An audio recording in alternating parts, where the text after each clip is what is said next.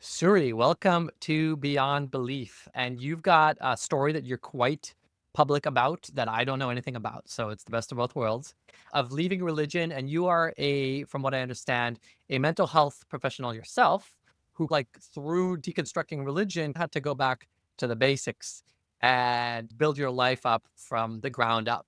And I would love to hear about that. But I usually invite people to start right at the beginning of the context within which you were born and raised. So tell me about your religious upbringing. Okay, thanks for having me here. It's really exciting to be able to have these conversations with other people who can relate. I was raised out of town from like Litvish, I guess you could say. I differentiate that because it is very different than the many years I spent in Lakewood in the yeshivish system. So for those who don't understand, like, there's a certain kind of mainstream culture from the big Jewish cities that are New York, New Jersey. And if you come from a smaller town, you're out of towner, and it's usually often a bit more of a chill vibe where there's a bit more acceptance even within the Orthodox Jewish community. Does that summarize it well? Okay. Yes, it's much more, there's a lot more flexibility and less judgment from what I encountered. And just you can be who you are. And there's all kinds of people, and people aren't really so busy with the externals. Which out of town were you in, if you're willing to share? In Baltimore? Oh, okay. I spent a year and a half in Baltimore. It's the quintessential out of town. I live in Pikesville. Okay, cool. Yeah, Um, same. yeah, I mean, you have to. There's the only way. Okay, so you grew up in Baltimore, and Baltimore is famous for being a little nerdy, a little bit not cool, but overall, like, a little bit more chill and accepting, if I can summarize the vibe I tried to pick up Yeah, on. I think that's a good way to put it, even though there's some really cool people too. Sorry. But yeah, it's in a freeing way. It's okay. You don't have to be in style and on brand. Yeah, exactly. Whereas, ironically, the main Orthodox Jewish enclaves in North America are actually very obsessed with how you show up and how you appear, and do you look like you're supposed to. And there's a lot of flaunting of money and a lot of ostentatiousness, which is really funny for a religion that's so much about being living simply, supposedly, based on all the scripture and stuff like Non-materialistic. non-materialistic. They are extremely materialistic. So we can talk about that, probably something you encountered later on. Let's Yes. stay in Baltimore for a minute. So Baltimore has got, like, different subsects. Which group of Baltimore Orthodox were you? Pretty middle of the road. My parents were pretty chill about things. I never really thought much about I didn't have to rebel. And I wasn't a rebellious teenager. I was actually perfect. I listened to everything, but it didn't even feel very burdensome because it was chilled enough. My mother was more chilled, and she was the one that was mostly home. And I just didn't really think much about anything. I just wanted to have fun and be normal because there were some mental health issues and some trauma things that happened while I was growing up. And I was like the golden child that just, it's great, everything's normal. I was proof that the family was normal. I was blocking everything because there is tremendous stigma around mental health. And I did not want to be those crazy people in that crazy family. So with all my heart and all my life, I protected that image for my entire family. That's And that classic. was a huge That's a burden. classic middle child symptom. Are you a middle child? I'm the second. Okay. Are you the first girl? Nope. Okay. But yeah, but the first one, like there was stuff going on. Exactly. The first has the stuff going on, and the second keeps the peace. Was it a larger family, like a lot of siblings? I have 6 Okay, siblings. that's very acceptable Baltimore size. I could name drop till tomorrow, but this is a public podcast, so we're gonna keep it. We're Yes. gonna keep it Keep chill. it that way. Yeah, yeah. Okay. So I guess with that hindsight, how much of it was actually working for you, and how much of it was like being forced to work for you because there was no other way? So I definitely was somebody who had these thoughts in my head that I really tried to push out most of the time that I did not belong here. I fancied myself to be in Hollywood and be some kind of movie star, or I wanted to be a horse girl. I just wanted to be like that, like all American girl, and I had to look for it. And so I was not really supposed to be in this family. I don't really look like my family. And I just had this thing of, can I just be like the Saddle Club, like the girls that ride horses all day, or like just that like all American. I did have that. I wish I was on like the clothing. I was like, well, I love that. It's so cute. And I would in the mall look at it, but I never actually considered that's a possibility. It wasn't at all on the table. I would never be that girl who didn't follow the rules. Those are the crazy people. I that was so far away from me. It's like I would have sworn my life on it that I'm not doing. I just want to be normal. So I had those forbidden thoughts and I felt very guilty about that because I knew that it was wrong. But I just tried to turn off the knob and not think too much about it. Got it. So it was not thinking too much. Was there, as other than wanting to be a certain way and not being allowed to, which you just alluded to, were there aspects of religious life that got to you or were difficult, or were you able to make peace with it and integrate it?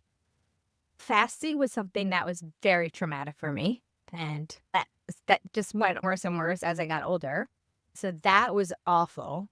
I never thought of breaking it. To me, it was like, I'm going to die if I break it. So I never thought of it, but it drove me absolutely bonkers. And I really didn't like that. And I guess I had a really hard time davening. So I fake davened most of my life.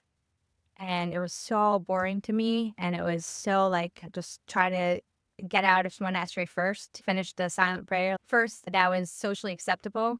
I waited till the modern girl to finish first and then I would but even when they would say to him, like I couldn't do it. It just didn't mean anything to me. And I just had to pretend because you can't not do those. Yeah.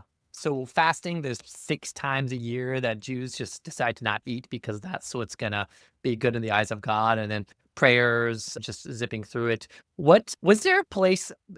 I'm taking a leap here, but was there kind of a place where you found your mind going, like when things were super boring? Did you escape to other places, like in real life or in your mind? So my escape was reading. I read literally every book in the kids and junior section of the library. We used to take out 40 books at a time. And I'm a speed reader, and I would just go into my room and read. And that's how I learned everything about the world that I knew. And I would go into my imaginary world, like the Saddle Club books I read. And I was that horse girl. I would read about girls and their boyfriends, and I would read about cheerleaders and whatever it sounded interesting to me, and swimming with the dolphins. And I would go into my imaginary world, and I stayed there a lot. And I was pretty quiet in the way. I had a personality, but I didn't really share much of anything that was ever going on in me. And I really did live it was a very lonely existence as a teenager because I felt like I had to protect anything that was going on in my family from being known. So I didn't really feel safe to connect to anybody. And I just lived in my thoughts of these ideas of what people in books live. Yeah. And it's interesting that your parents allowed you exposure to that. Different types of orthodoxy might not allow that. Was it an out of town thing? Was it your specific parents' denomination? Yeah, I think most of my classmates were able to read those kind of books, but for sure my mom was like very happy for us to read a lot of books. We didn't watch the movies too often. It was like a few times a year.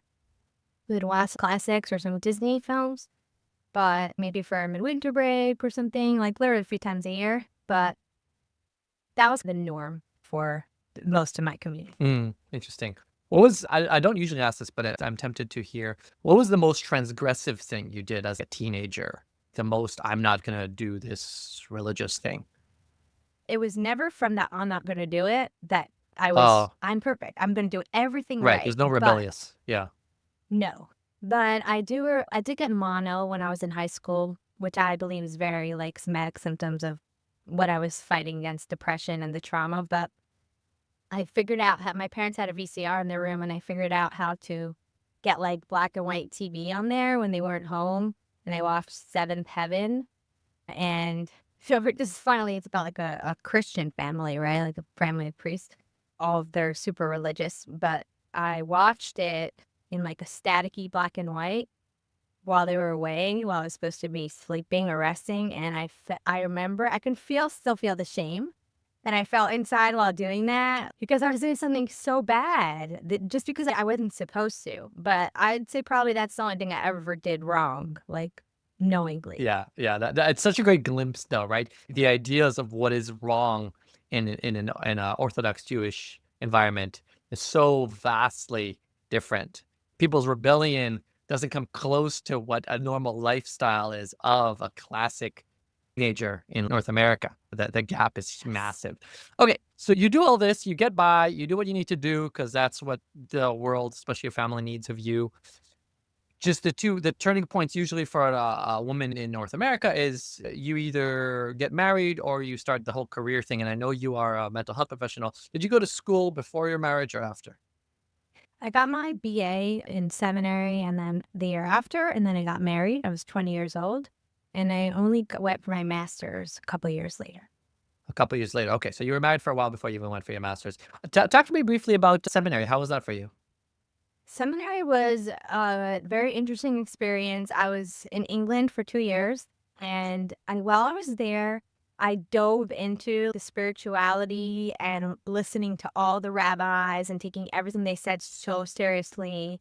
I wouldn't say I flipped out because that's what they call it when you go to seminary and become so super religious.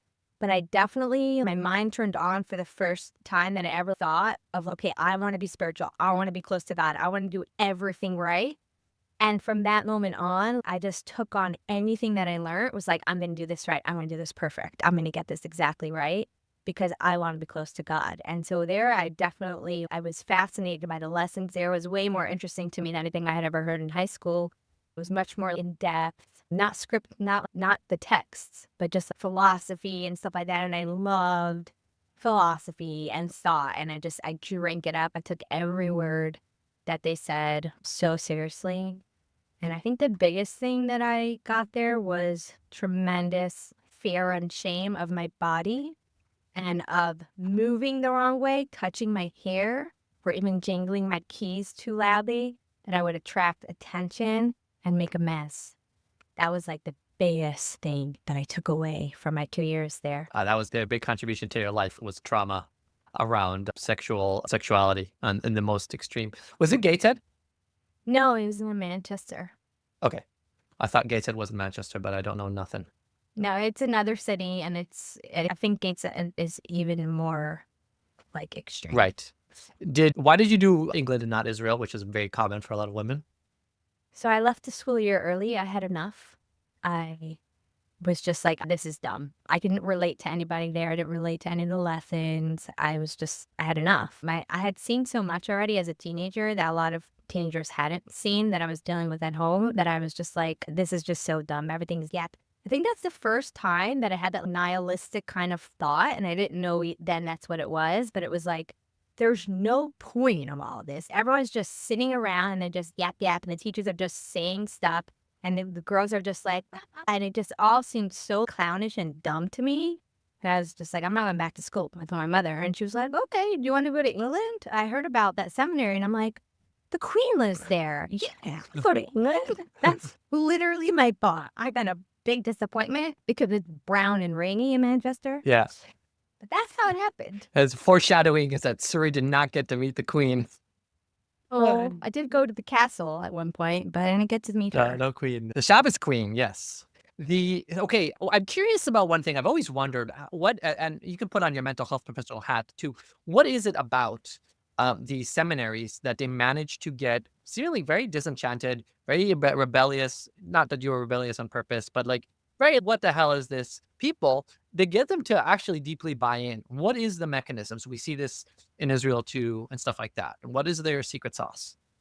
If I had to just say, based on all the research that I've done on high control groups, the quest for connection and belonging and that safety of tell me what to do is so strong. And that's such a vulnerable age. We would go to high school, we're told every single thing what to do. And then we're like that place of identity. Who am I? What am I going to do? What's next after school is so dictated everything. And then you go to seminary, and they definitely have teachers and rabbis that are excellent speakers. Excellent. They get the best. And so it's very captivating what they're saying, right? They're so persuasive, and they give you these, I think you would call it in the cycle of abuse, the love bombing part, where it's very, what's the word? It sounds so beautiful and so wonderful. And it's much more of the positive of this is how you have a happy home. This is how you have a happy marriage. This is the way to have amazing kids. This is how you're going to be beloved by God. And it goes really deep into that. And there's this really strong sense of belonging and following what the rabbi says or what the teachers say. You're so belonging there and you're so part of something. It's so meaningful. It's like you could feel it. You could feel the electricity of, I'm part of this. I'm part of these people. I'm so special. I'm so lucky. And there's definitely a very strong sense of what I've seen from seminary girls is this is how you live life. This is exactly how you live life and how you have happiness. There's that very strong sense of we give you the recipe. I got the recipe. I'm so lucky that I went to this seminar and got the right recipe for everything good. Happy, good husband, happy marriage, good kids, happy life. Yeah. Yeah. It's fascinating. As you speak, I've never analyzed this because I never got to experience it firsthand. It parallels Cuve like way more than I realized, right? I always thought of it as Cuve is for the loser, non-religious people who need to be shown it all from scratch. But a lot of times, a teenage kid from most schools in North America, let's say, their exposure to Judaism, other than a lot of like practice and like the technicalities of Judaism that they're more familiar with, idea-wise, emotionally, psychologically, might be as disconnected as a secular kid. There's very little different in that regard. And in both cases, they're in that vulnerable age of life, which everybody's going to face post high school. And they're just capitalizing on it using very similar techniques. The secret sauce, the utopian vision. I never thought of it that way. And it really expands the framing of Kiruv, which I'm used to like calling out Chabad and Aish, to every single post high school institution across Israel, England, and North America as committing very similar sins. I will agree to that. Okay, that's fascinating. That alone was worth the price of admission here. Okay, so you finished seminary, you're all gung ho, you're all bought in now. They did their job. And now it's time to get married, which is obviously the next thing to do when you're 20, right? Yes. What happens next? Desperate. It's a desperate rush to make sure you get married while you're still young and nobody thinks for a second that there's something wrong with you because you're already turning 21 or 22, God forbid. Yeah. So here's the thing that I have to say here. So not only did not anyone ever ask me, it wasn't even a question. Do I want to get married? Do I want to get married now and then just go on to have children and live this exact lifestyle like everyone else? There's never a question. No one will ask you, nor did I even ask myself. It's not like there was another option. This is what you do. And so it's just a matter of, are you going to be one of the lucky ones that just gets married pretty fast? Or are you going to be one of the ones that's got to hold on? Because we know that when you're a single girl, all you're doing is waiting to get married. You can't even make plans 3 months out because you might be married. So that's literally, friends would not make travel plans. Like, I might get engaged, so I can't make plans because it happens so quickly. So for me, it was just like, okay, yeah, let's get married. And so it was. Yeah. I find that fascinating. It's very hard to convey. It's one of the things that's very hard to convey to outsiders because the secular world also people get married. But I try to convey to people from the male perspective a very similar thing, especially in Israel.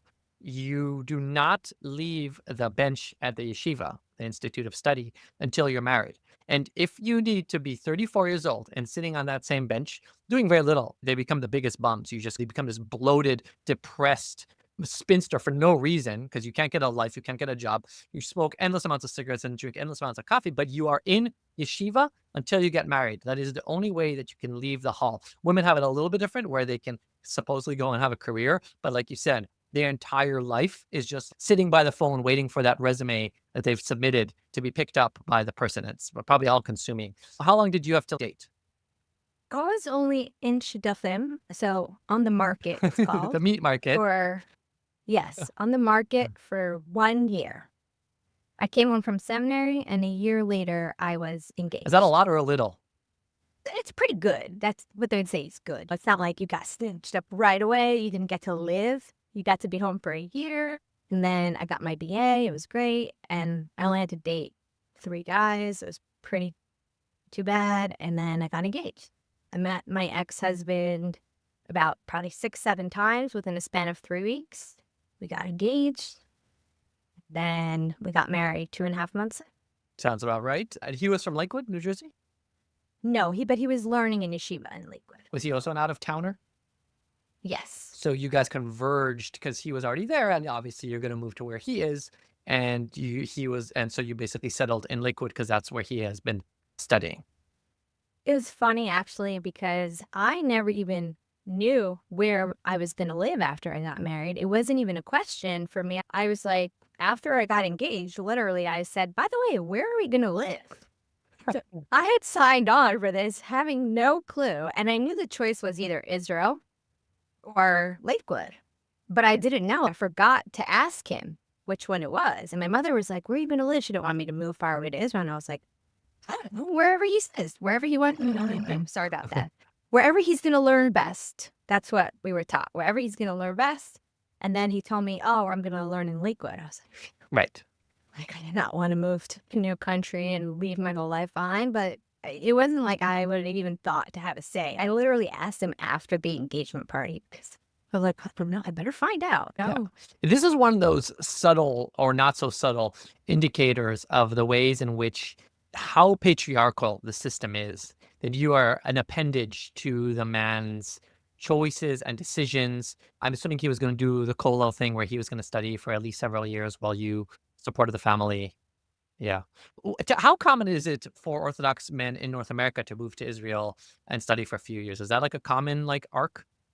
It's pretty common. Yeah, it's pretty common. It's a question for a lot of people. Are they going to go to Israel? Sometimes they'll go to Israel for a year or they'll go to Israel for a few years and then move back. Personally, I have 4 siblings that got married and moved to Israel and they're all still there. Are they still there? Sometimes they settle there permanently, or is it usually a temporary thing? It seems like they are settling there permanently. One of my sisters went and came back. She just went for a few months and came back. I have friends that moved there for 2, 3, 4 years and then they moved back. But happens to be I also have siblings that just really settled there. Can help me understand this because actually this is a glimpse into. I grew up in Israel, and so my Okay. experience of American Haredi, American Orthodoxy, was very. I didn't understand it. I remember visiting. My grandparents lived in New York, and I would go visit them, and of course I would go to the synagogue and stuff like that.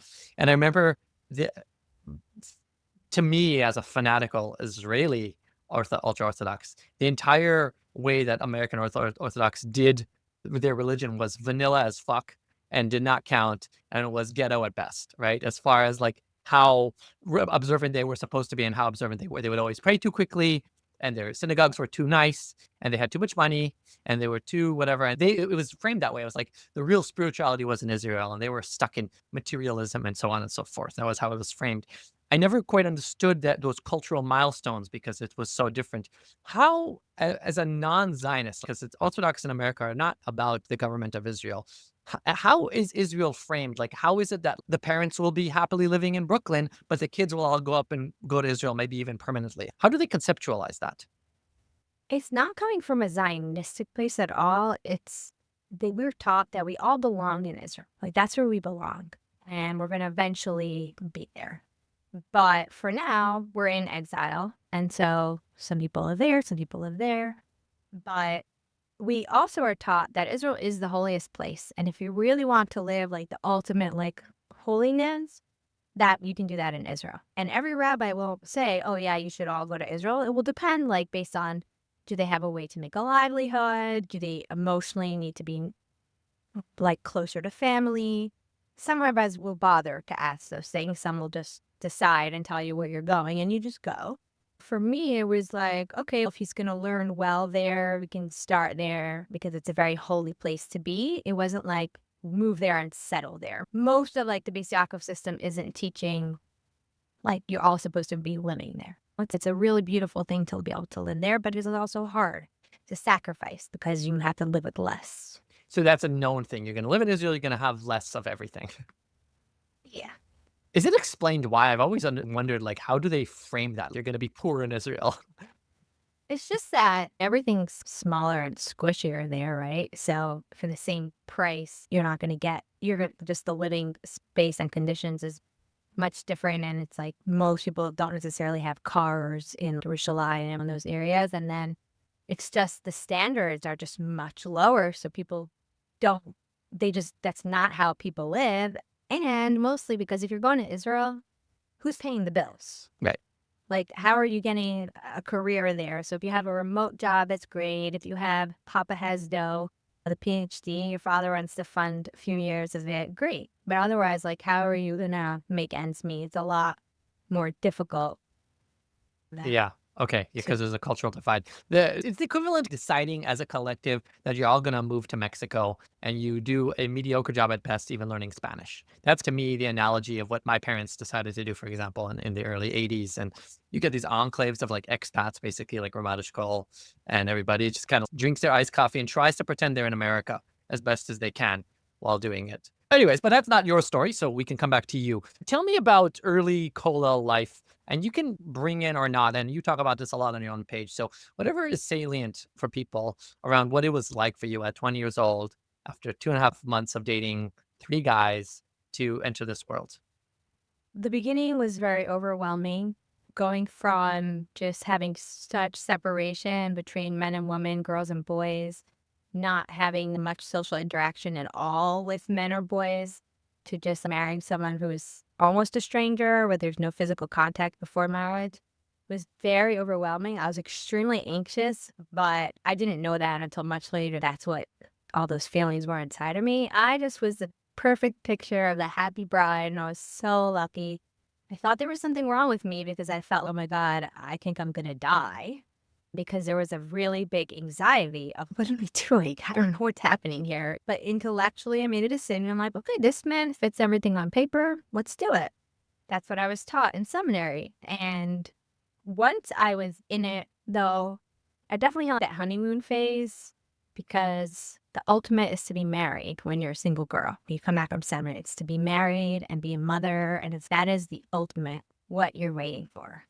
And I definitely really wanted to stay in that newlywed stage. When I would look at minivans, I would have this terrible fear come over me of that boring life, that burdensome life. There was a part of me that always was like, I don't ever want to be those people in a minivan. That just looks so depressing to me. But I didn't have anywhere to share those thoughts because they were just so contrary.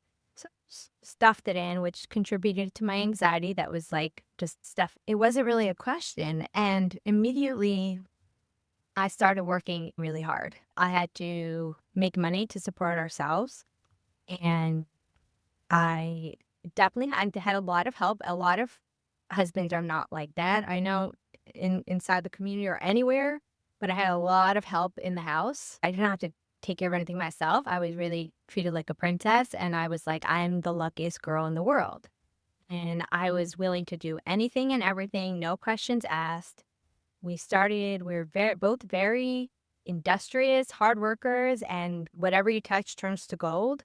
So to support ourselves while he was learning in yeshiva, we started working for yeshiva. We started a day camp, and I started working really hard, started having babies. I went back to school for my master's in social work all at once, and I never stopped. It was like, you're just going to go, you're going to be the best mother, be the best wife, be the best everything. Just keep on going. I already held a lot of responsibility when it came to my family of origin. And then I was just like, I became a therapist. Did all these extra like groups, volunteering. I mentored a lot of people. And that was like the beginning of that lifestyle. It was giving, it was raising money, it was hosting people. No matter how sick I was, burning up the fever, working, working. Can someone come for Shabbos? Can they stay? Can they stay? You can't say no. The answer is yes. You have to give. It's selfish to not give. It's selfish to say no to someone coming. It's selfish to not give every single thing you had. And that was like drilled into me like oxygen. Like it was just like, you don't stop. You don't stop. You go until you crash always. And so it was. I performed and performed, and every time I jumped higher, and that's how the foundation for extreme burnout was laid. For sure. And foreshadowing, guys. I don't know if this has been coined, but if it hasn't, I want to, you and I could copyright this. Toxic, toxic selflessness. Yeah, It's that is what I was born into. yes, and it's religion in general breeds this because who are you? You're just a servant of God. And then the patriarchal system specifically because I am a male, a servant of God, and you are a woman and you're a servant of me. Okay. And one is an abstract idea that I could do my best towards, and I had struggled with a lot around that and stifling my own needs, but you get to stifle your needs relative to me, a real life human who has lots of needs that are all over the place, and you get to suppress that. And this is all males, so I'm generalizing here. You can correct me, but like oftentimes the role would be like if you're in yeshiva and you're having yeshiva guys for Shabbat, right? It's a lot about hosting the guys, and it's the biggest thing because they're all doing God's work because they're studying all day. So it's the best thing you could do with your time on the weekend is to cook for 700 people at a time. Was that kind of part of your life? It was definitely a part of it. If I ever said, I'm too tired, then some other way was found to make it all happen. So it was about giving what you said. I remember so clearly my principal in seminary standing there saying, and what right do we have to say, in England, they say, I can't be bothered when they don't want to do something? What right do we have to say, I can't be bothered? Because the kaf notsartas, you were created. You were created for this purpose to do and to be selfless. So what right does anyone have ever to say, I can't be bothered to do something? And I remember taking that in. I could see him standing there and I can hear it. So powerful. That was like, I'm never going to say no. If anyone ever needed anything, sure, run up 3 flights of stairs, come back. Something had to be cleaned up, I was doing it. It wasn't a question of if, it was like, of course I'm taking care of it. Of course. You go anywhere, who's hosting, who's cleaning up, it wasn't, it was like, yeah, that's what I do. I didn't know you can do anything else. Yeah. So it was definitely hosting, no matter how sick I was or anything like that. It's just, that's what you do. And if you had a problem with something, you could call a rabbi. Yeah. Yeah, and he'll tell you how to fix it without necessarily knowing anything about you. This is rooted in like the scripture. It's rooted in the teachings. Like Jews are referred to as the slaves of God multiple times, right? Eved Yes. Hashem, servants of God. So who are you, right? You're just a servant. You're just a slave. And there's like in Hasidus they talk about it, and everyone talks about how Jewish mysticism, Hasidus is so whatever. But it talks about annulling yourself to God. You lose your sense of self relative to this other being. Like the more you can just turn into like a puff of dust relative to God, the better you've done your job, right? And it flies in the face of every modern psychological principle and teaching around having a strong sense of self, which is it touches upon all of that. How many kids did you end up having? I have 5 children. 5 children. Time I was 29, I had 5 children. Right. About par for the Yeah. course. And the other thing I was going to ask you about, very curious to me, I trained to be a therapist also in the Orthodox Jewish world, but I never actually had a practice. What was it like to be a mental health therapist in the Jewish world? It seems to me when I look at it from the outside, it's very fascinating because traditionally this is a society that is completely opposed to psychology, as we've been discussing this entire time. And yet you do train with these mainstream principles, but then you come back in, and then you have to twist those back into a system that is the most destructive in a lot of ways, and you have to ignore it. I remember training and it coming up like it was raised, and it was a little bit modern Orthodox. There was a bit of a Wurzweiler's influence in where I trained. I trained in a Neve Yerushalayim in a girls' Okay. seminary, and it was like if you have a client and they tell you that they're gay, or if you have a client and they tell you they want an abortion, how are you going to deal with that? And we were so torn because God clearly says it's wrong, but psychology says meet them where they're at. And I remember really struggling to reconcile that because there was no space for me to do so inherently. What I'm asking is, yeah, while you were still in that place and had to wear those two hats, what was that like? I think it was one of the first times that I got very disenchanted because I saw a lot of dark side of the community, and it was so disappointing to me. The abuse and the trauma that I saw go on. I also saw the way that abuse was covered up and not allowed to be reported. And that really messed with my head. I couldn't reconcile, I couldn't understand it. But there was always a point in my thinking where it's like, okay, look, some things we just can't understand because we're not God and we can't understand God. And it always came down to that. And I was like, I'm just going to do my best to help every single child that I possibly could help. And that's all. I also saw a lot of damage in the school system and the way that they treated kids that were anything but the picture of perfect, and devastated me. I don't have the good memories of school growing up. I feel like I was just lost in the no, I felt like I was like invisible completely. And I, seeing as a therapist what was going on, that gave me a lot of passion to open a school, which is the next thing that I did. Hmm. So you were already a therapist, but you opened a school. Yeah, I left the therapy field and I opened a school together with my ex, a Basiaco elementary school. There was a very big need, as you might have heard in Lakewood. There's a huge school issue where there's not enough schools for the amount of kids that are being born all the time. Can't keep up with the infrastructure. And I applied to get my daughter into school. We got rejected from a bunch of schools, and we were like, you know, we're going to do this. It was the time where we had been in yeshiva, learning in yeshiva for a long time. Now it was time to do something else. And we had built a camp with a very good name. So it was time we decided to open a school.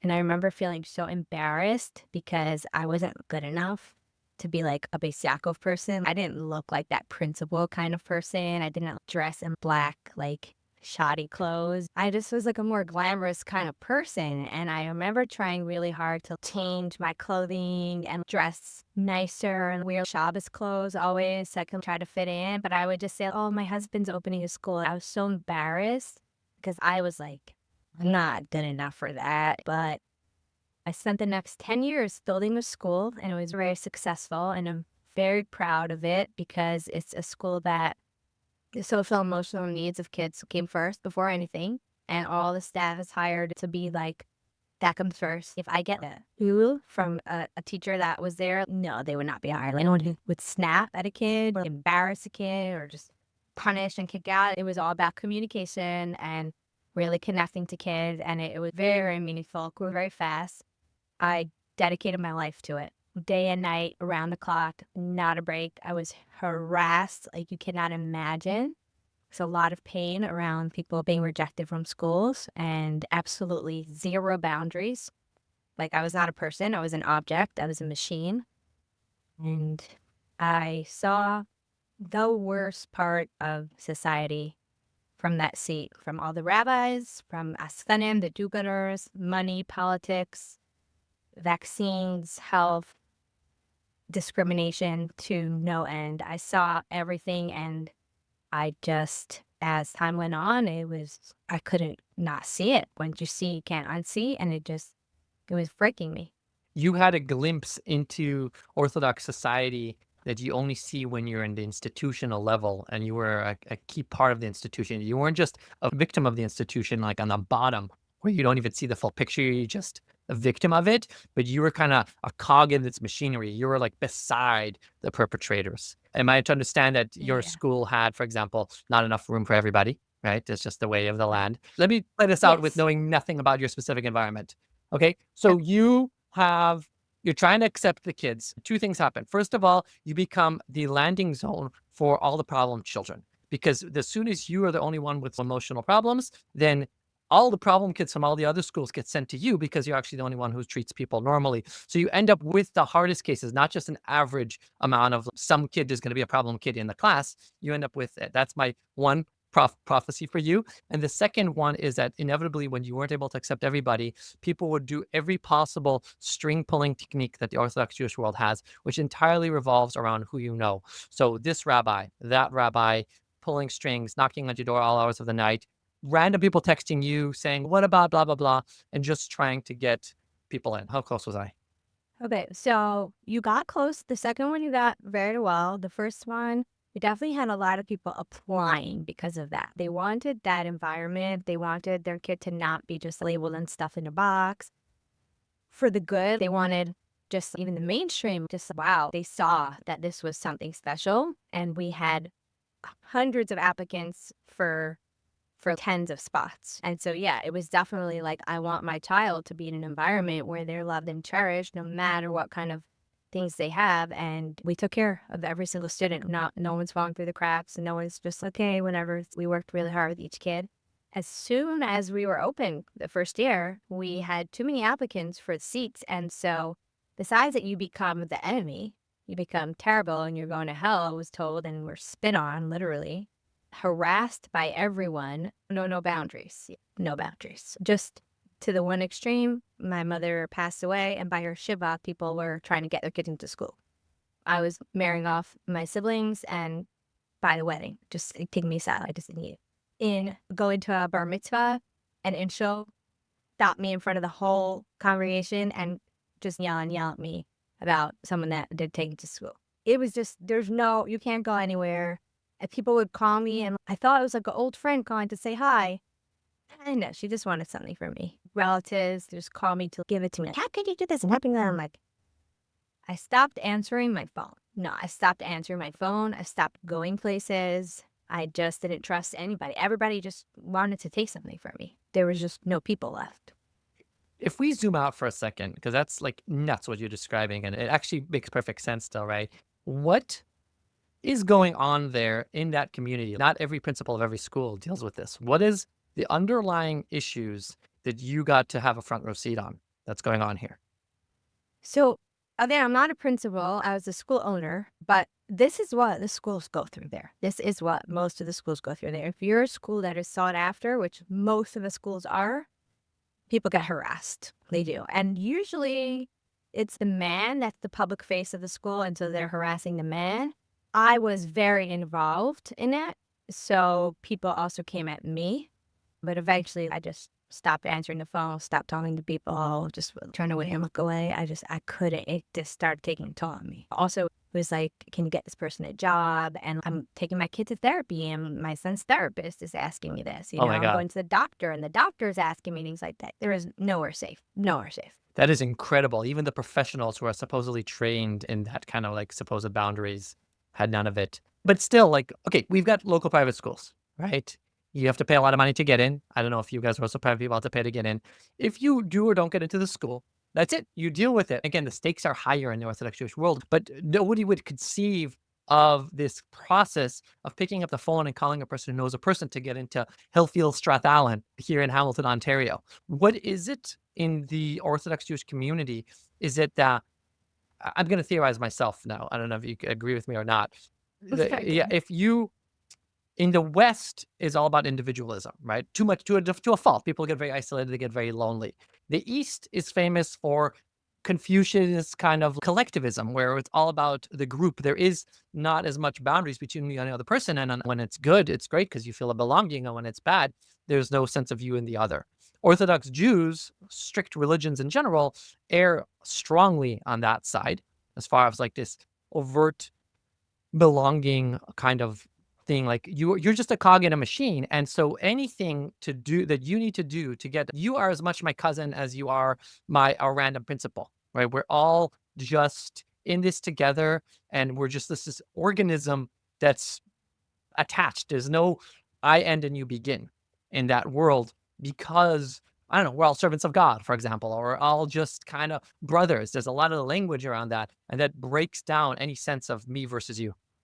Yeah, I think that there's definitely that. There's definitely, but it's a soul. It's a Jewish soul, and you're a Jew. How could happen to that? You're a Jew. How could you turn that person away? You're a Jew. How could you say no? You're a Jew. How could you not help that person? It's a soul. Yes, and if you add one soul to a sinking boat, then the boat will sink. But I think there's also a big part of identity where people identify, like that's how they had their identity, like which school do you send to, and that was like, this is who I am. This is my brand. Like it was like gives you a brand, and then simply like numbers, there was really people who always got left out because there's simply like not enough infrastructure. But I think most people at the end of the day that like really it's like fighting and fighting to get into school is because they wanted to be in a certain place. That place didn't have room or decided not to take them, and they just really wanted to be there. So they just would keep fighting until school started or they got in or Yeah. I was in therapy the other day and processing the fact that we were like the Americans in Israel, and every so often when the rabbi who had 12 kids, who was the principal of my school, it was time for him to marry off his kids, they would come and knock on my parents, who were the rich Americans. They were not rich by any means, and collect money for the rabbi's students. And when you think about that, like from North American, like Western, like perspective, for your school teacher to come knocking on your parents' door to get money for their own child, think about the amount of ethical boundaries, the amount of dual relationship stakes going on, favoritism. So the amount of unprofessionalism in that kind of act, it is mind blowing, and it's a regular occurrence. It has its own rules and regulations. Yeah, and they're very different. They don't really take into account the Yes. individual very much. I'll check in with you. How are we doing for time? Because this is I'm you're alright. good? Okay. How are you doing personally with this interview so far?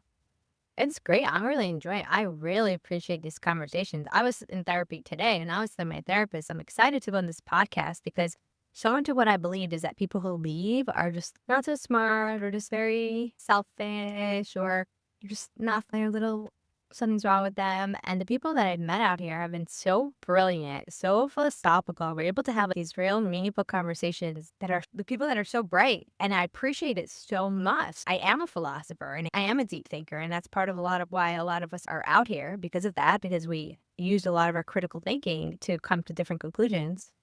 And it's really refreshing and just reinforcing that seeing the reality versus the belief that I had that there's something wrong with the people out here on the other side. We all know that there's something wrong with them. Yeah, I believed that for most of my life. because it's deeply internalized. That's the messaging. I wrote a parody article that's an interview with me, and it's called Schmoozing with the Shagets. So it's if Mishpacha magazine interviewed me as a rabbi, because I have smicha, but also I'm just doing what I do now, and I'm like the head of the anti-Kiruv movement. And every time they cut back to me, I'm doing another crazy, stupid thing. I'm like eating a cheeseburger. I'm fucking a prostitute. I'm injecting heroin under a bridge. These are all stereotypes of what you do when you leave religion, right?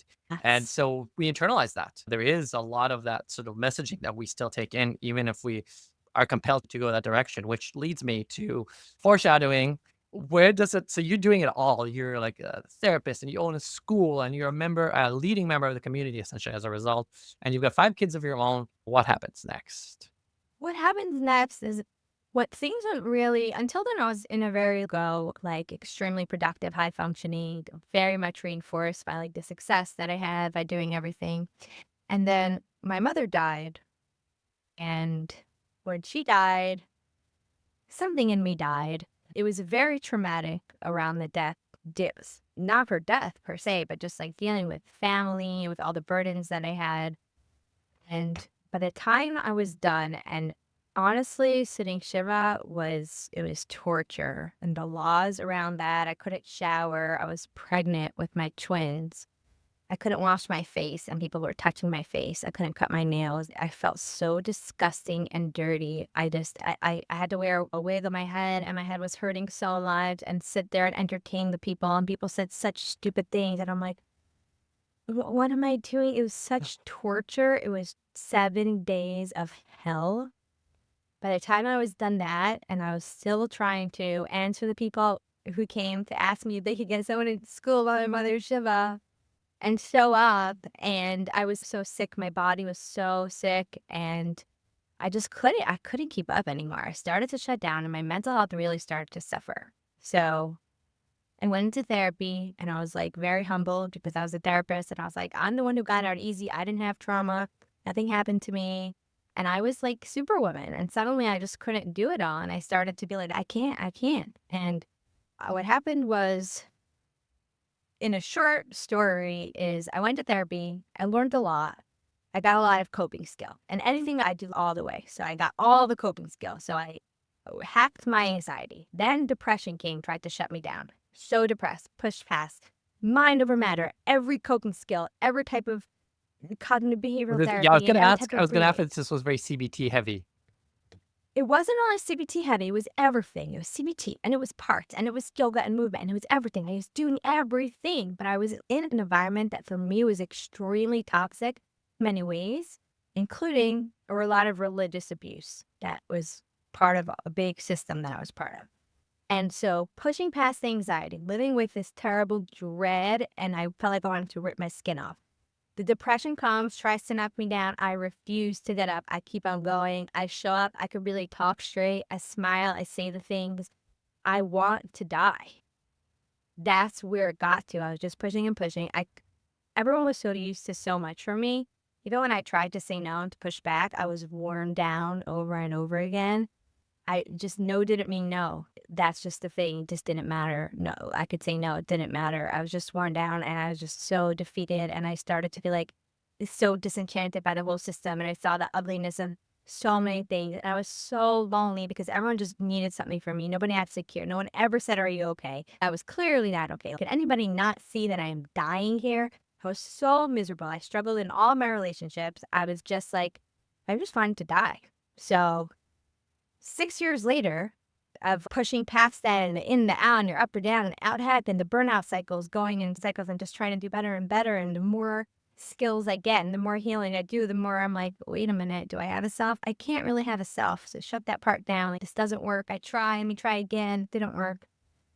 By the time it got to about 2 years ago, I had come up against some things in the rabbinical system that were, I encountered some extreme abuse.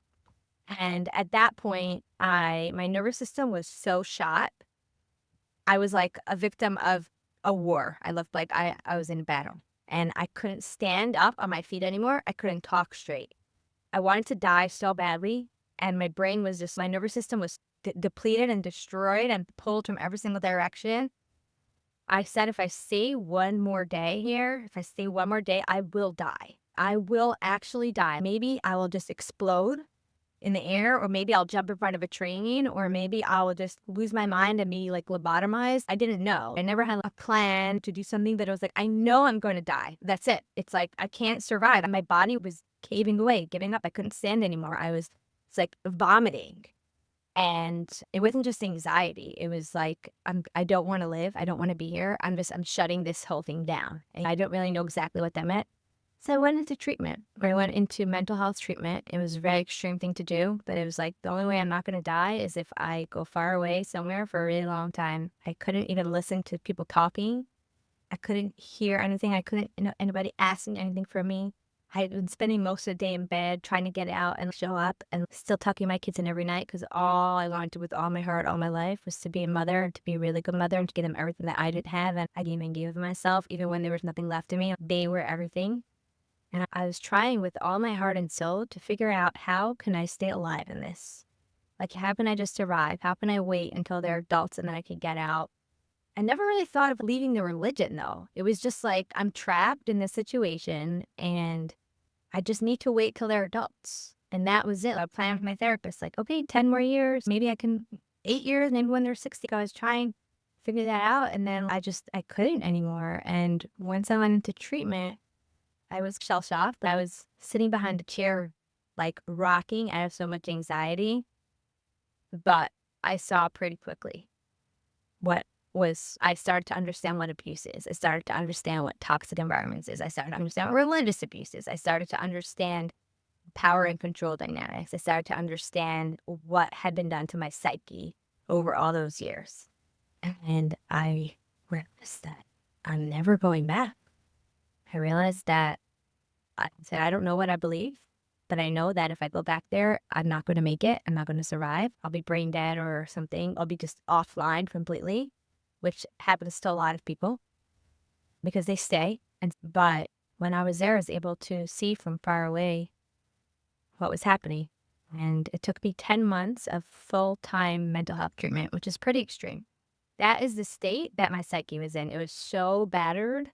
I had been at war for years. It was so battered. I had complex PTSD, and that PTSD is what people have in war, and it's devastating.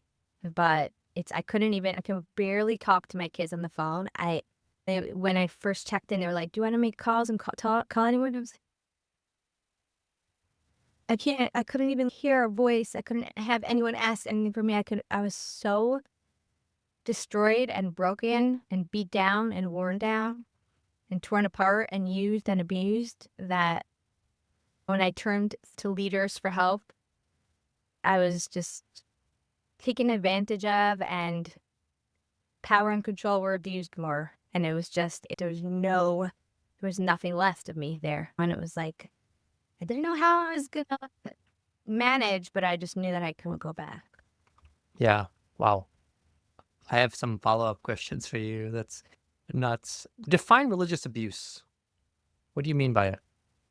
So abuse is mistreatment of something, which shows that there's a proper way to treat something, and then there's an improper way. So improper treatment of a person is abuse. So Sexual abuse, improper treatment of Sexuality. sexual actions against a person. Physical abuse, improper use of your body against someone else's body. So religious abuse is improper use of religion against somebody else. So using religion to shame somebody, to make them fear like damnation in eternity, to using religion to make somebody feel like their value and worth is only based on like how much they serve God, using religion to excommunicate or shun, or the threat of losing community, of losing everything, of being called crazy if you leave.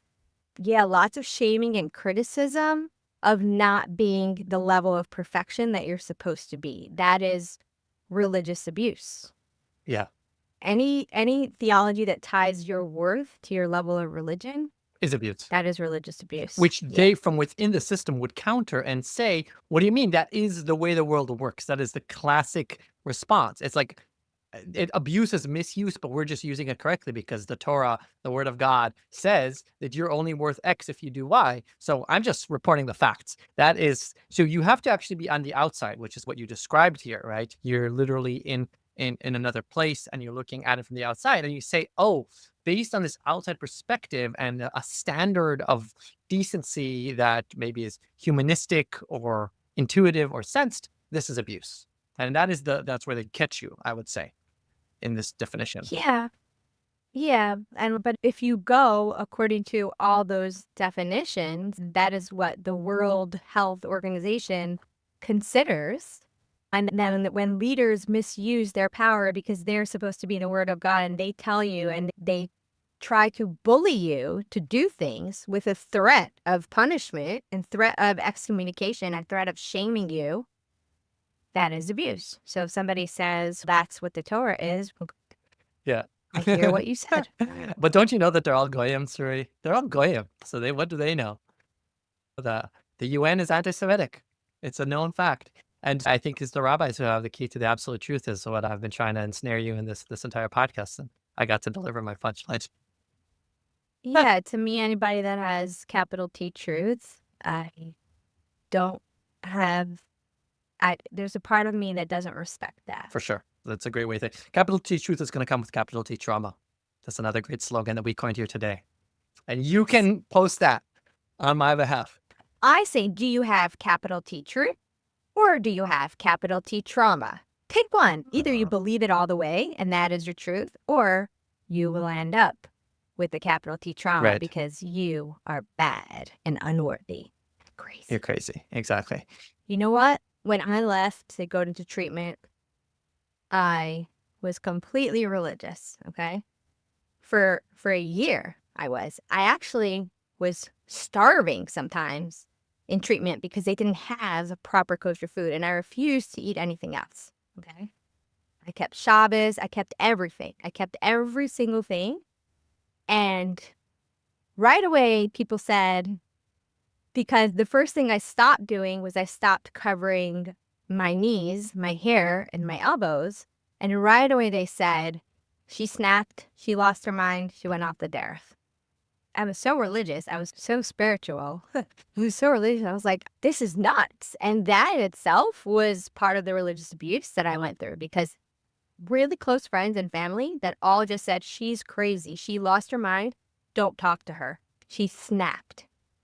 The amount of people I still hear, literally at least once a week, people saying, oh yeah, I met someone that I said that I know you or that I saw on social media, and they're like, oh, I heard she's my relative. Yeah, she snapped. Or I heard she went crazy.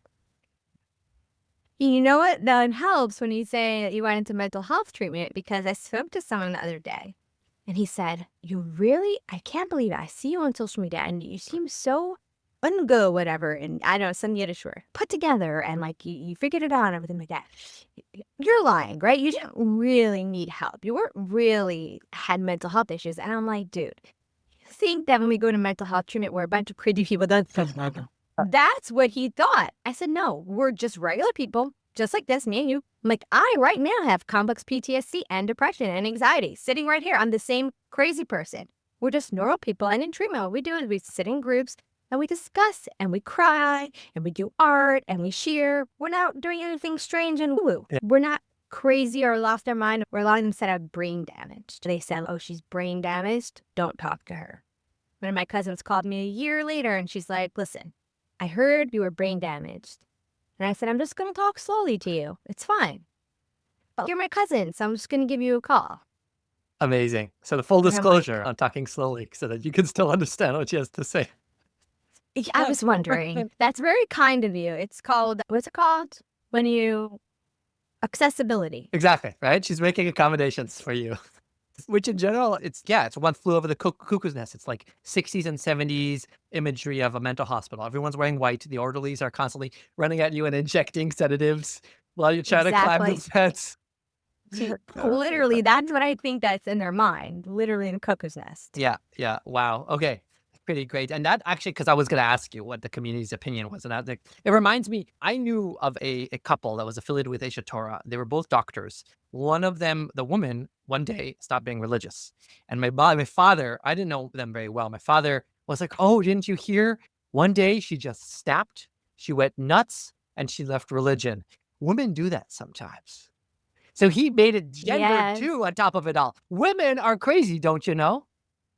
It is very gendered. So just from my experience, like living in the community for so long, if a man goes off the derf, you're just like, he couldn't control Desires. himself. Like he went for his tithes, for his desires. Like he couldn't control himself. A woman goes off the derf, she is nuts. She is off her rocker, certifiable locker.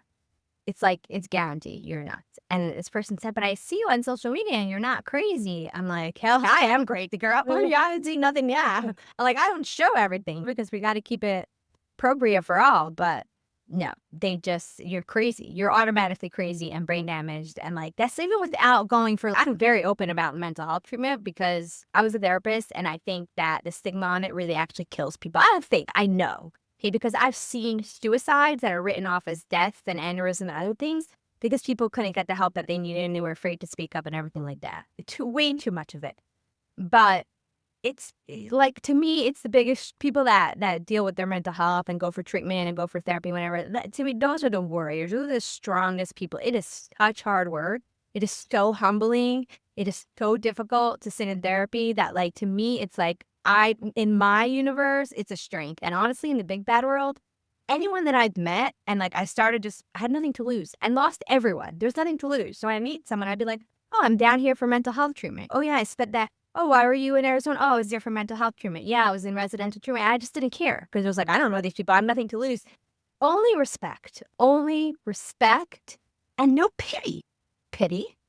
Like, when I go back to there's so much pity. Like never. She's such a no pity, just respect. Wow, that's incredible. Good for you. And I also have anxiety. I also have seasonal affective disorder. My brother is having a suicidal ideation. Wow, thanks for letting me talk about it. Like, it's all that I've encountered out here. And like, that honestly has been incredible for me because that's what really allowed me to go on social media. Because I'm like, look, the mainstream world appreciates this. Nobody thinks that you're one flew over the cuckoo's nest. It's no, you're a person. You went through hard things and you can share and express it. And like, we can see who you are. Yeah, it's heroic, right? Because you've been through that on the other side, right? You made it through to the other side to some degree or another.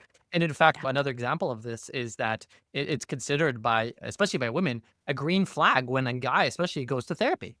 Is he a person who's Oh, been yeah. willing to go to therapy, or is he going to pretend that everything's okay? Those are pretty much the two choices, right? I'm not saying that therapy is the goal, is the be all end all. Therapy has a lot to improve. There's a lot of bad therapists out there too. But are you willing to do the work? And the work, as far as we've found it so far, is conventional therapy is onto something. There's people who spiritual bypass entirely into, drum circles.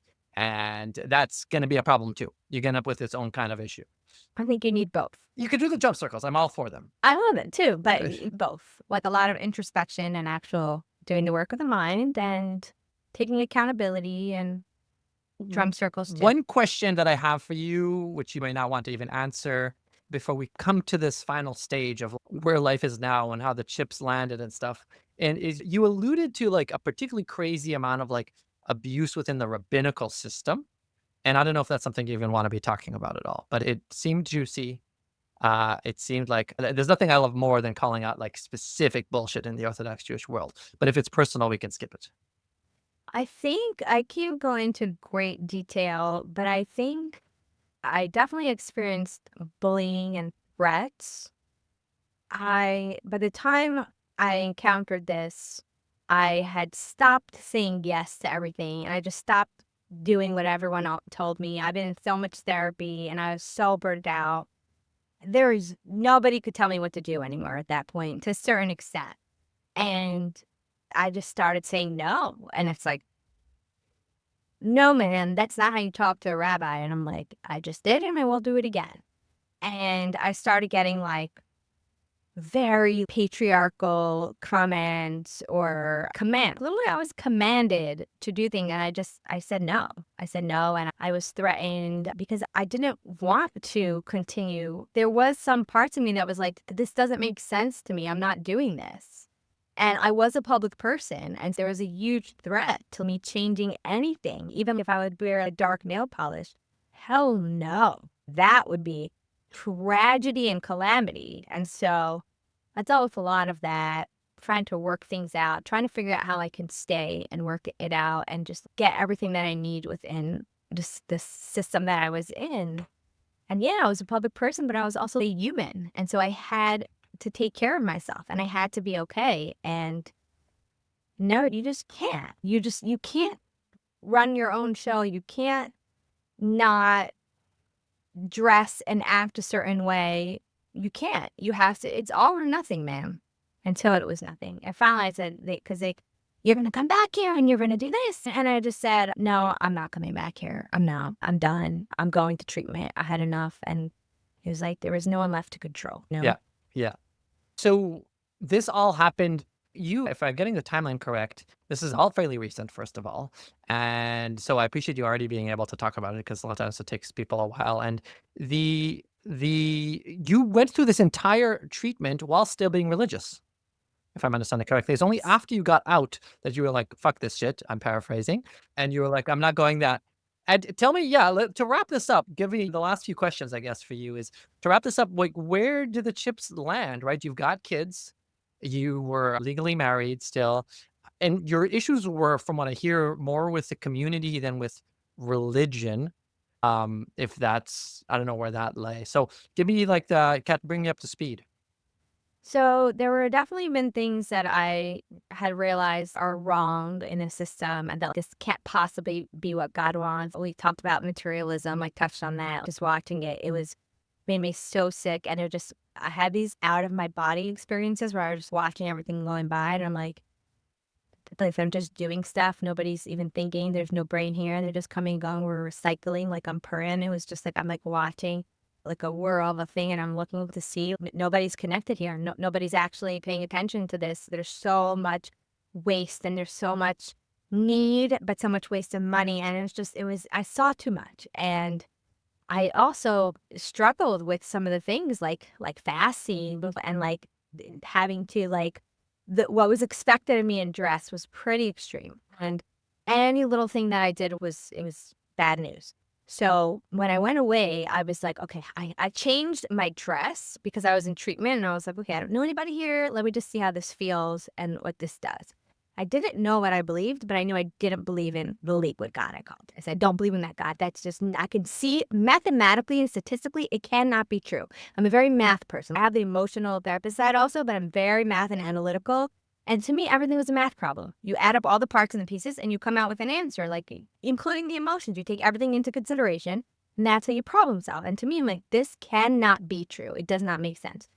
And I didn't know though, and I was dealing with so much stress. My kids still live in the community. And so I was going back and forth. I see them every other week and I fly in and out. I tried to live in New Jersey. That's a story for another time. The trials and tribulations of finding good mental health care in the East Coast and some of the hell that I went through with housing and with programs where I was like literally held hostage in one of them, had to clean toilets. It was bad. But I realized that my nervous system needed to be far out in the quiet pace, far away from all of it. And it was better for me to fly in and out than to stay closer. That's not what I wanted, but that's what it came out to be. That's what my body can handle. And over time, I was very stuck. I was like, I don't know what I am. I don't know who I am. I don't know what I believe. And I'm stuck. I can't take one step in any direction because it might be the wrong direction. And like finally working through therapy with a from therapist, by the way, a religious therapist, I needed that. I needed someone who could understand what I'm dealing with. She gave me permission, so to speak, to you can walk this way, you can walk that way, you can see. You're not like nothing's like a death sentence. Like if you go one way, you can't turn back. So I started to really, really start thinking for myself and think things through and had so many conversations and talking to rabbis and talking to philosophers and just talking to people and just really trying to understand what I believe. I kept Shabbos until December of this past year. I left in March of 2024. I graduated from treatment in December of 2024. I moved to Florida. I officially moved to Florida, and I was here for a year from January through December. And finally, by the end of the year, I had worked, took care of myself, lived a life, traveled back and forth, and tried out Chabad and different communities. Really done a lot of searching where I finally came to an understanding of what I believe and what I don't believe. And I realized that is, I don't believe that you're supposed to live life according to the Torah. And that's the capital T truth, and it's literal and what it says, even though a lot of things that are literal is not how the rabbis translate it for us.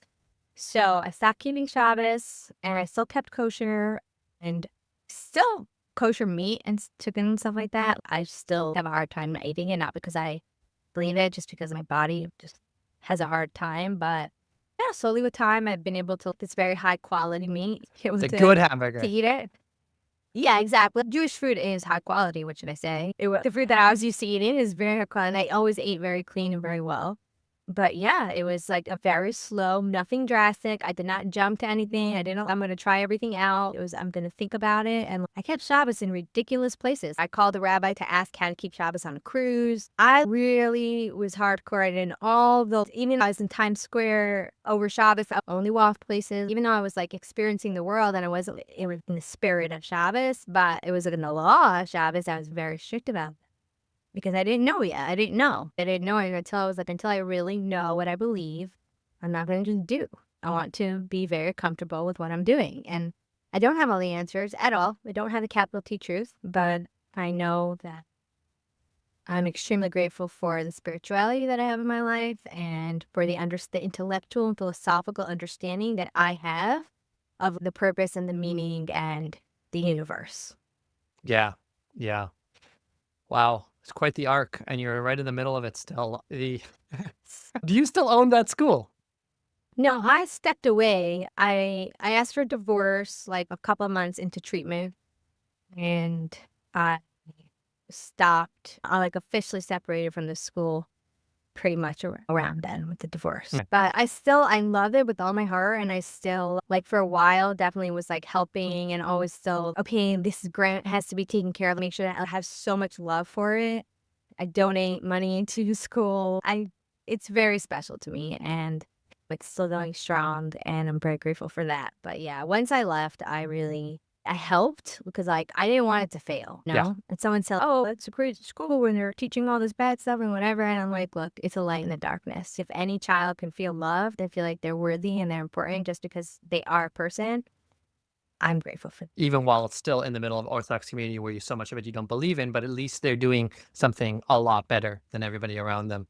Yeah, I'm not fixing that. Yeah. I'm not here to tell anybody what to do, Yeah. but just to be able to give a sense of safety, emotional safety somewhere, Yeah. anywhere you are, to be able to do that is a Yeah. gift. Yeah. We'll end within the next 10 minutes. I know people are trying to reach you.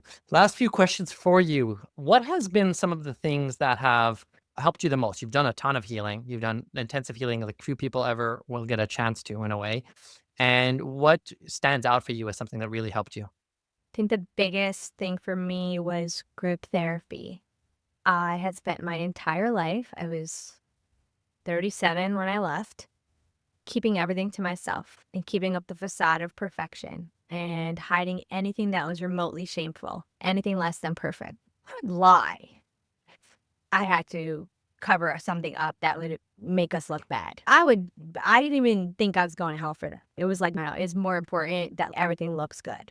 And I realized how much lying I had done when I went into treatment and was like, look at that. I'm like, oh my God, it's so dangerous to be real and to be honest. That's what I realized. And when I got there. And so telling people the truth in the past also, anytime I had done that, it had backfired very badly and I was betrayed terribly by adults and peers and rabbis. So what happens is I go to the treatment center and right away the nurse checking me in says, this person just left and said that the thing that I wish I would have known most when I first got here was to lead on the community, to connect with the group. And I said to the nurse, I'm like, are you out of your mind? I said, you think I'm going to talk to any of these people? I said, they're crazy. They're here in treatment. Okay. One flew over the cuckoo's nest. Haven't you heard? Exactly. I'm like, you think I'm going to trust these people? They're strangers. No. I was like, no. I'm like, I know I'm here because I knew it, but no, that's just not going to happen. You don't know me. And they're like, okay, you'll see. And I was like, hey, you'll see. Okay. You just got the wrong girl. I've been doing this for 37 years. I know how to do this well. I can do it in my sleep. I could do it in my half death. Anything to cover up. Like, why did nobody ever see that there was something wrong? Even those very close to me, they were all shocked because I covered it up. I didn't get an Emmy Award for that.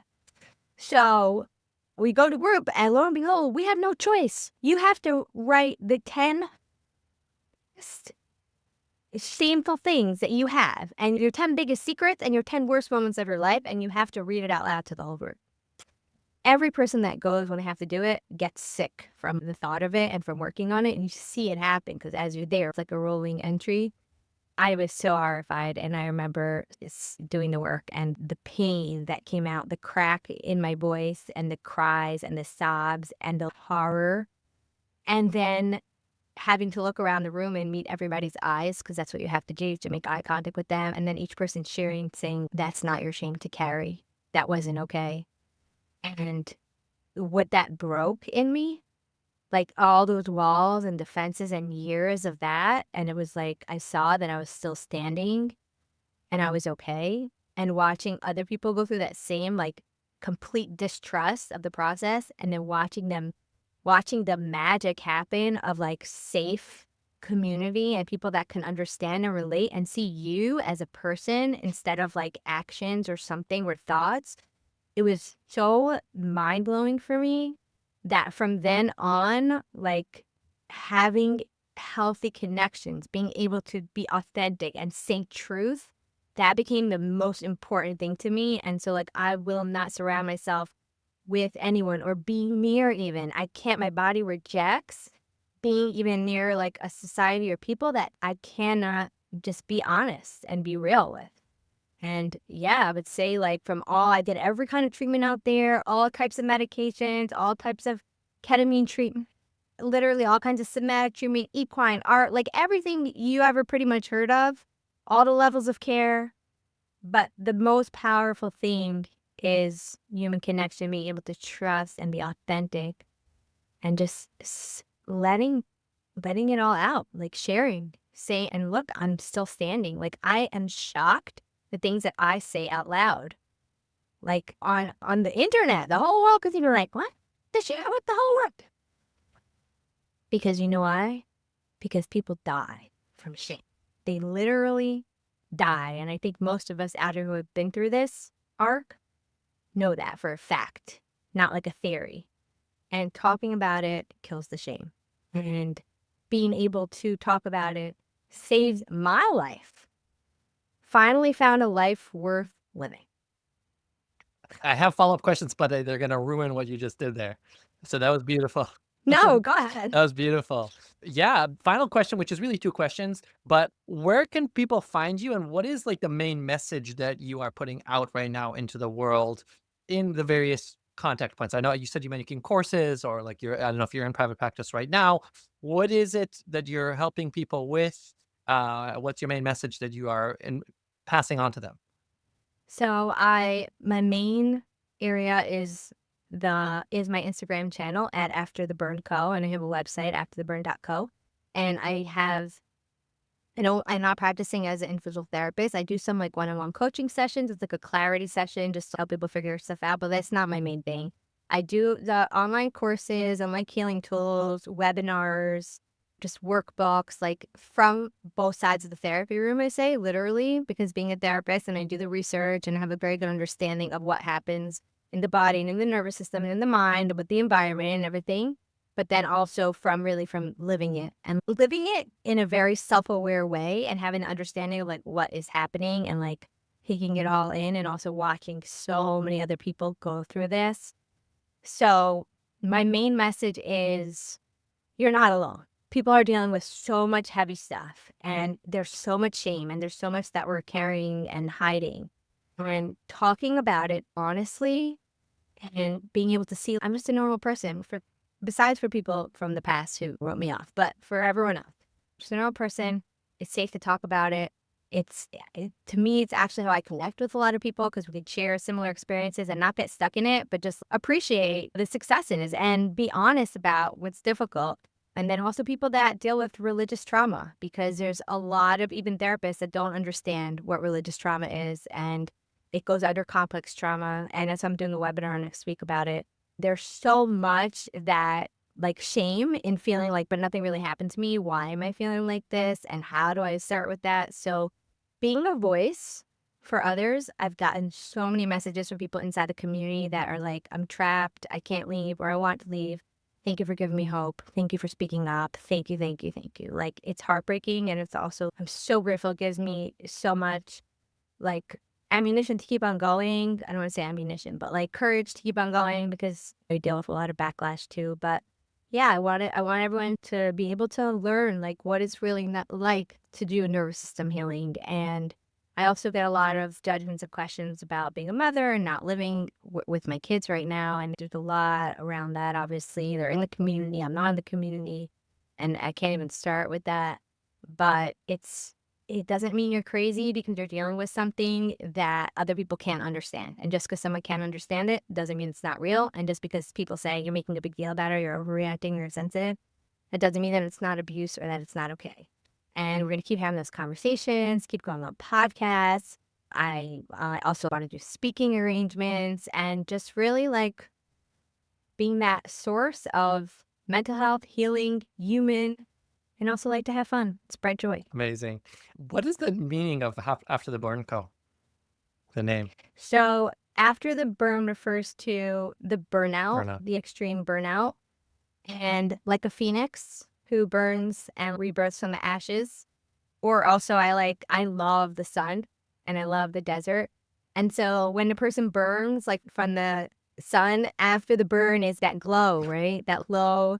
So to me, it's like you go through hell, you get burnt in terms of the hell and the burnout, the burning down everything that was mine. I lost everything in my world. It was like burning to the ashes and then a phoenix coming out after the burn and that glow of being kissed by the sun and the burn starts to fade and it's okay, this is beautiful underneath. And so my whole life now is after the burn and there's so much beauty. I'm experiencing the world for the first time, and I cannot leave out the fact that there is so much incredible grief at the same time that will always be there. It was my entire world. It was everyone I trusted and loved and cared about, and everything I trusted and cared. Wow. Yeah. Thank you so much. I usually offer, and this is completely optional, if you have the time and if you feel like it, if you have any questions for me before we wrap up, Thank you. that works. I would love to hear because I just talked so much, but like from everything that I shared, like, I guess what stands out to you most? What is the most, like, surprising to you from all of that? I really appreciated the degree in which you called out Orthodox Judaism's complete lack of boundaries and systemic. That was your harm. I was harmed a lot by religion, and you had a lot of religious parts that harmed you. Your harm was a lot of societal stuff. And yes, Yeah. the problem with that is that sometimes people are like, don't judge religion by its people. But no, this is it. And they use religion, like you said, religious abuse all day long. And the fact that you were so deep in it, right? You were there, you were on the institutional level, and you got to experience it every day. I find that, as the Christians would say, that testimony is so valuable and so incisive because I was a victim of it from the bottom, like I said before. You got to see it happen from the side. And that's a whole other view that not everybody has. And it's that much more telling. It dismisses any sort of thing around it. Oh, it's a bad apple. You just had that one bad teacher. The classic, oh, if only you'd had this rabbi, everything would be fine. Yeah. Across the board, person after person, I'm not saying everybody sucks in the community, but institutionally, the amount of it is there is overwhelming. Even there can be really great people, but someone said this to me. They are gaslit by the community, and it is true. They are convinced of a reality that where it is a good thing to shun you, to treat you poorly. Right. It is a good thing to speak badly about you, Yeah. right? For Yeah. example, okay, because that's one form of this rabbi actually told me when you have a narcissistic system is when somebody leaves the system, they have to say that person is crazy, that it's the only way that they protect it. And he's not saying every Orthodox Jew is a narcissist at all. He's saying that system that I left, they use that tactic to protect themselves. Because if someone says Suri Robinson left, and they'd be like, hey, wait a minute, she was someone I could relate to and knew and I looked up to. That's very Yeah. dangerous. If you say, Suri Robinson Lost lost her her mind mind. and is brain damaged, you'd be like, well, I don't want to go down that path, so I'll find a new person to admire. So I saw it from from such a side, but I saw it so many times repeated and so many rabbis and so many people doing great things and leaders of organizations and schools and yeshivas and great rabbis who are like supposed to be the top names in the whole system of our generation. And I saw the dark side of that. I saw it with my own eyes. I heard it with my own ears. I couldn't unsee it. I didn't want to. I said, please, I want to believe. I want this to work. I want to stay. I want to keep my family intact. I want to give my kids the American dream of the Jewish people. I want to make the right potato cook. I was like, please let this work.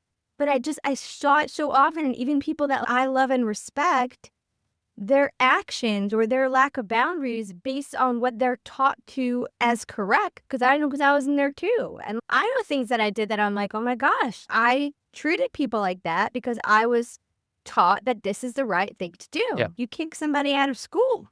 You fire somebody that works in your camp because they're not yeshivish enough. I did those things. Yeah. And it's not because I was a cruel person, but that is what the system required. And so I was taught that was right. And so I was doing what was right. Yeah. And so on the systemic level, people, they mean and they can be kind and loving, but there could be so much damage that they're doing without even realizing. And for me, that was the biggest thing. And it didn't make me stop practicing. It made me start thinking for myself what I believe, and that's when I stopped practicing. Yeah, it's a two-step process, and it touches upon this moral injury thing where you have a good person who has the gun to his head in the form of community and the Word of God, forced to basically acknowledge that, forced to behave in ways that their own intuition doesn't want them to, but they're like, that's just what I got to do. That's what all the rabbis said. That's what the Torah says, and so on. And I'll say the other thing that struck me that I appreciated that not everybody talks about. I describe having been traumatized. I hate every part of Judaism. Like even the good bits, Hanukkah, like all the stuff that is supposedly just nice and good. And whenever people talk a lot about the trauma of sexual immorality and stuff like that, but I like that you called out both Shiva and fasting. I hated fasting. Fucking hated being hungry, hated being tired. I was that all the time when I was a religious boy. And Shiva, because Shiva gets such a good rap. Shiva's, oh, it's beautiful, and Jews mourn like nobody else. And it's true that in theory, of course, but leave it to the Orthodox Jewish community to turn it into a bunch of actions and into a bunch of minute things. And so I loved that you called out some of these laws that are more popular, if you will, especially by like Reform and conservative Jews. And I'm like, no, fuck it. Every part of this, if done institutionally by a narcissistic system, will disregard you as a person and throw you under the bus. As this is how it's done. You're going to do exactly 7 days. And on the seventh day, you're going to get up and you're going to be happy again. And then you're not going to, it's all dictated to you exactly what to feel when. So that's my soapbox. I always appreciate hearing other perspectives. It means a Yeah. lot. Thank you so much, Suri. This went for a long time because it was so interesting. And I appreciate you being on. Thank you for having me, and thank you for the excellent conversation, giving me the space to speak all this truth. For sure. Thanks for listening to this episode of Beyond Belief. If you found the episode inspiring, please share it with others who might benefit from it. And be sure to subscribe to it to get updates about future episodes.